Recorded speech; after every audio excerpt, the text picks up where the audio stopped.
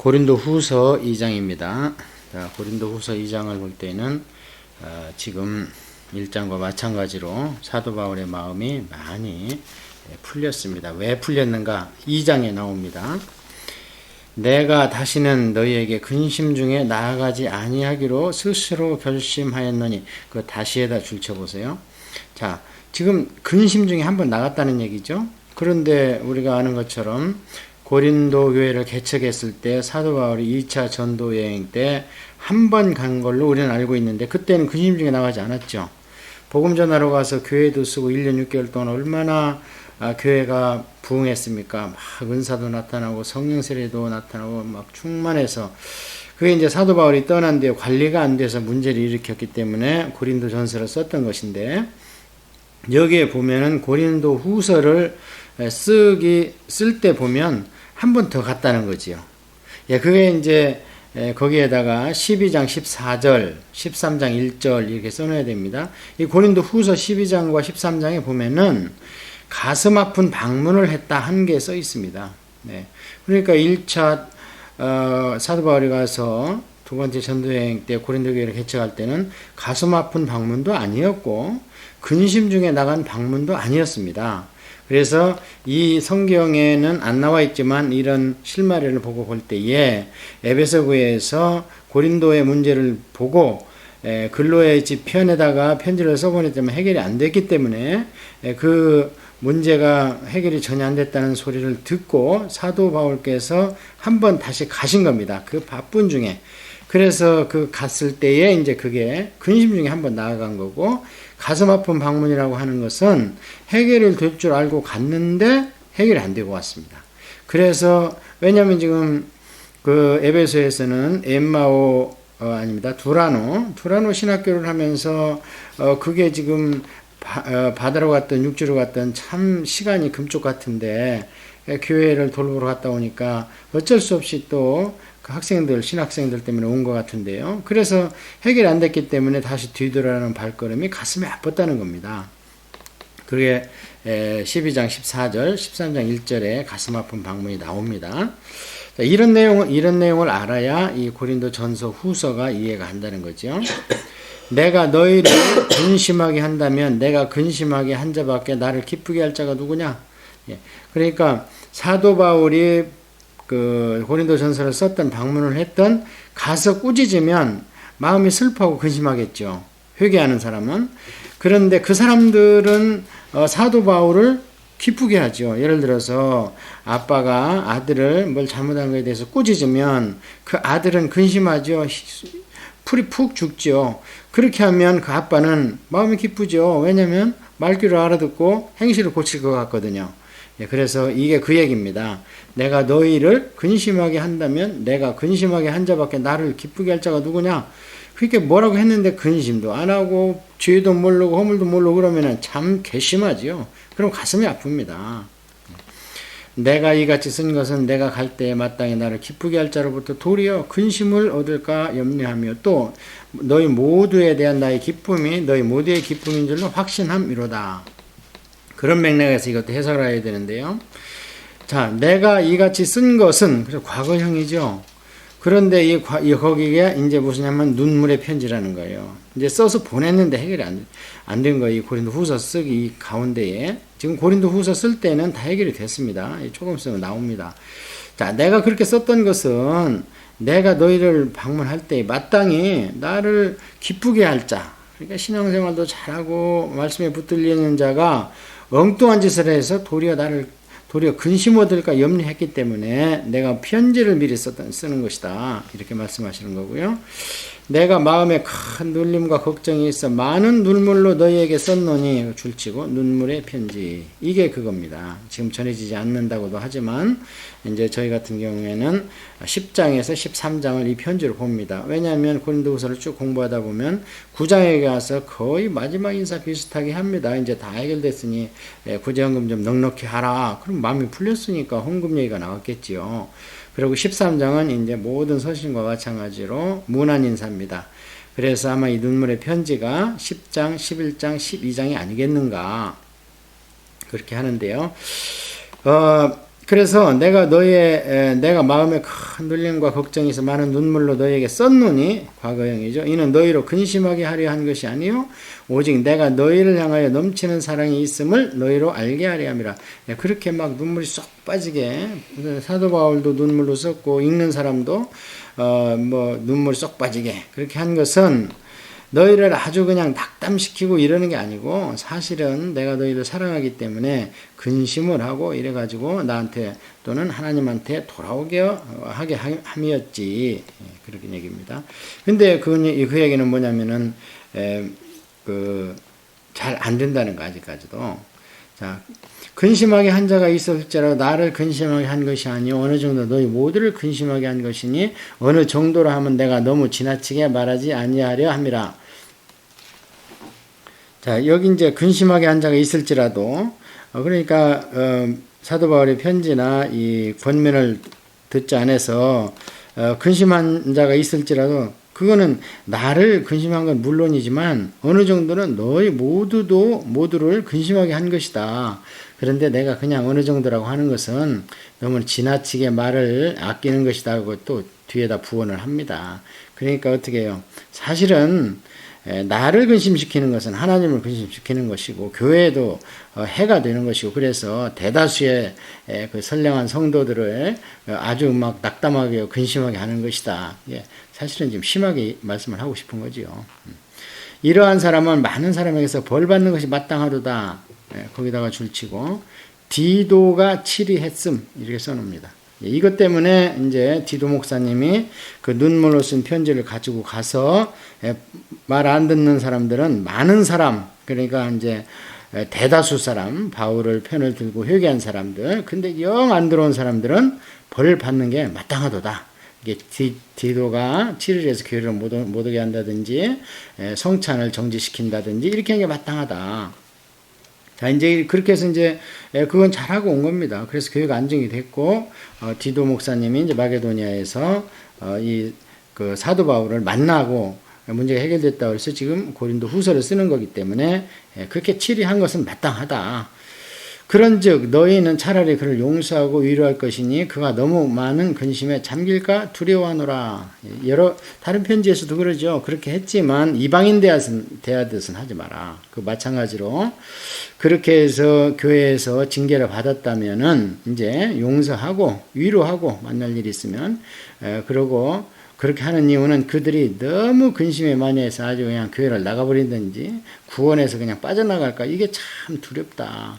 그러니까 치리할 때는 했더라도 그가 당장은 회개하지 않더라도 성도들은 그를 용서하고 위로해서 이방인 대하듯 하지 말고 다시 돌아올 수 있도록 그렇게 하라. 자, 이걸로 봤을 때에 디도 목사님이 가서 그 많은, 여기에 나와 있는 많은 사람들, 대다수와 함께 그 소수의 문제점이 있는 사람들을 교회법에 의해서 치리한 것 같다. 이렇게 우리가 추측해 볼 수 있습니다. 그래서 교회는 이제 어느 정도 안정을 찾았기 때문에 디도 목사님이 사도 바울을 만나러 마게도니아로 올라오다가 거기서 만난 겁니다. 그러므로 너희를 권하노니 사랑을 그들에게 나타내라. 너희가 범사에 순종하는지 그 증거를 알고자 하여 내가 이것을 너희에게 썼노라. 또 과거형이죠. 이것도 눈물의 편지입니다. 그렇다면 무슨 얘기입니까?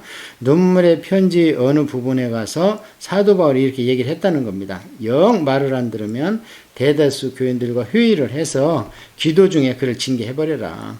그렇게 썼는데, 그렇게 쓴 것은 그런 징계를 너희들이 따르는지 안 따르는지 내가 아예 거기다가 써줬다. 그런데 이제 따랐잖아, 이들이.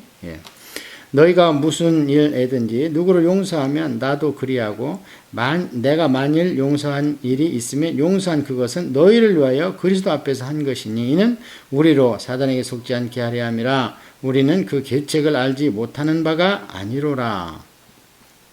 그래서 이제 그렇게 영 말을 안 들으니까 치료는 했지만 용서를 해라. 그리고 내가 만일 용서한 일이 있다면 그것은 너희를 위해서 정말 하나님 앞에서, 예수님 앞에서 한 것이다.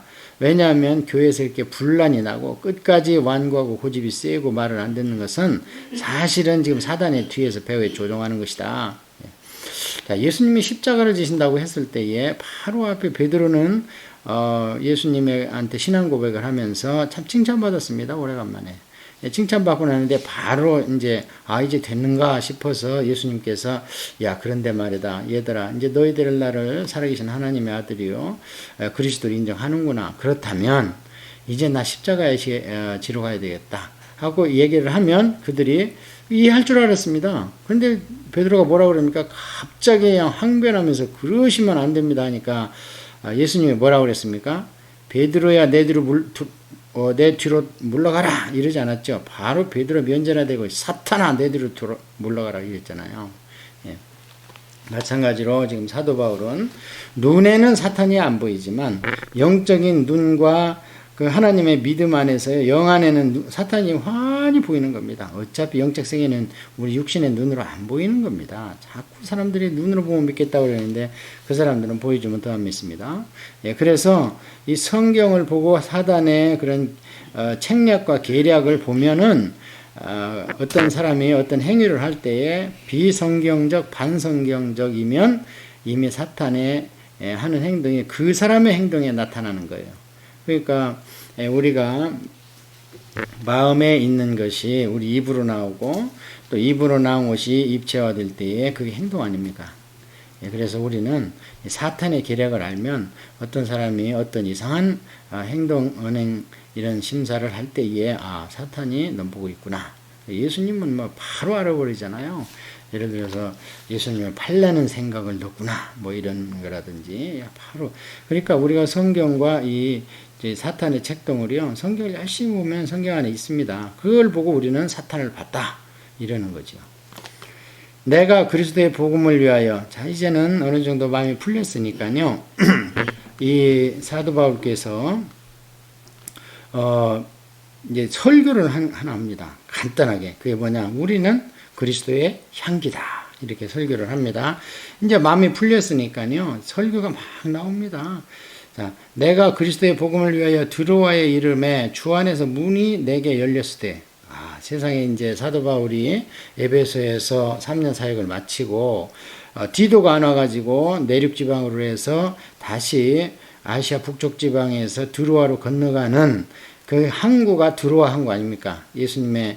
예수님께서 이제 유럽에 복음을 열기 위해서 2차 전도 여행 때 이리로 건너와 우리를 도우라 하는 환상을 보여줬잖아요. 드로아에서. 그래서 그 항구로 갔습니다. 갔는데 세상에 그가 주 안에서 문이 열렸답니다. 그러니까 사도 바울이 온다고 막 너도 나도 부흥해 또 막 이웃도 데리고 와서 전도 집회하자 막 이렇게 했는데 내가 내 형제 디도를 만나지 못하므로 내 심령이 표현하지 못하여 그들을 작별하고 마게도냐로 갔노라. 예. 그렇게 했는데도 불구하고 주 안에서 전도의 문이 열렸는데도 불구하고 천하의 사도라 하더라도 심령이 불편해서 왜냐하면 디도가 도대체가 나를 반대하고 나를 한테 험담을 하는 고린도 교회에 디도가 눈물의 편지를 가지고 갔는데 안 오는 거예요. 몇 달째. 그러니까 이제 그 고린도 교회가 회개한 거는 아직 알 수가 없고 차라리 그냥 완전히 돌아서 가지고 디도를 어떻게 못살게 굴고 뭐 감금하고 막 어떻게 했는가 보다. 그래서 못 오는가 보다 하고 마음이 영 불편한 거예요. 교회도 해결이 안 됐지. 사랑하는 아들 사도 바울의 영적 아들 둘이라고 그러잖아요. 성경에서 디도와 디모데다. 그 다음에 이제 사도 베드로는 마가와 실라가 나의 아들이다. 이렇게 성경에 나와 있잖아요. 그 영적인 아들이 안 들어오니까 심령이 불편하니까 전도의 문이 열렸는데요. 설교를 못합니다. 그냥 마게도냐로 바로 가버립니다. 가버리세요. 예, 물론 이제 우리가 사도행전을 보고 끝까지 공부를 하면은 나중에 이 드로아에서 7일 부흥 집회를 하다가 마지막 날은 밤새 하다가 유도가 떨어져 죽고 이게 드로아입니다. 그러니까 이때 못한 부흥회를 이제 3차 전도여행 마치고 돌아오면서 하기는 합니다만 이 당시에는 그랬다는 거예요. 그러니까 천하의 목사님도 마음이 불편하면요 설교 잘 못합니다. 그냥 알고 있는 지식으로 시간 때우고 말아버리지. 그래서 마음이 항상 이렇게 목사님들은 세상 일이나 뭐 이런데 신경을 쓰고 이러면 안 되겠죠. 그러면 이제 신령한 젖이 나올 수가 없지요. 신령한 젖이라는 것은 이 딱딱한 말씀을 먹고 완전히 소화를 해야 엄마가 신령한 젖을 애기한테 주는 것인데 소화를 못 시킨 거를 나눠주면 어떡해요? 설사해 버리죠 애기가. 그러니까 성도들이 설사하고 교회가 분란이 나고 그러는 겁니다. 자, 그래 어쨌든 지금 이제 사도 바울께서 마게도니아로 그냥 갔다는 거예요. 디도가 안 와가지고 항상 우리를 그리스도 안에서 이기게 하시고 우리로 말미암아 각처에서 그리스도를 아는 냄새를 나타내시는 하나님께 감사하노라. 이제 거기에 보면은 이제 디도를 작별하고 마게도니아로 갔다. 거기에다가 화살표하고 7장 4절 이렇게 써놓으셔요. 왜냐면 지금부터는 마음이 이제 너무 편안하시니까 계속 이제 설교하십니다. 향기다, 편지다, 보배다 막 이러면서 그러다가 7장 4절에 가서 내가 마게도니아 이름에 이렇게 나옵니다. 그래서 시간과 지리상 연결이 여기에서 바로 7장 4절로 뛰어넘어갑니다. 저는 이걸 볼 때에 사도께서 마음이 풀리니까 이렇게 죽을 것 같은 설교가 막 나오는구나 이런 생각을 하고 참 했습니다. 자, 여기에서 이제 설교가 첫 번째 제목은 그리스도의 향기죠. 성도는 그리스도의 향기다. 그래서 우리는 항상 우리를 그리스도 안에서 이기게 하시고 우리로 말미암아 각지에서 그리스도를 아는 냄새를 나타내시는 하나님께 감사하노라.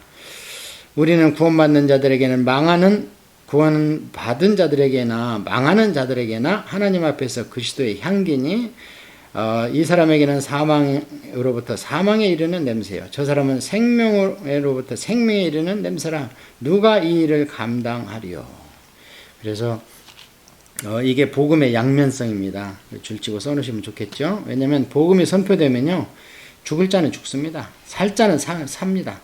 그냥 그 갈바르트가 얘기한 것처럼 대에 큰 배가 지나갈 때 물이 좌우로 쫙 갈리는 것처럼 예수님께서는 설교할 때 완전 적이든지 아니면 완전 그냥 예수님을 하느님으로 믿는 그런 부류로 확실히 갈리지 회색지대가 없습니다. 그래서 오늘날은 맨날 교회를 다녀도 내 안에 내가 구원을 받았는지 말았는지 이런 마음이 생기는 것은 목사님들의 복음이 많이 회색지대와 희석됐다는 겁니다.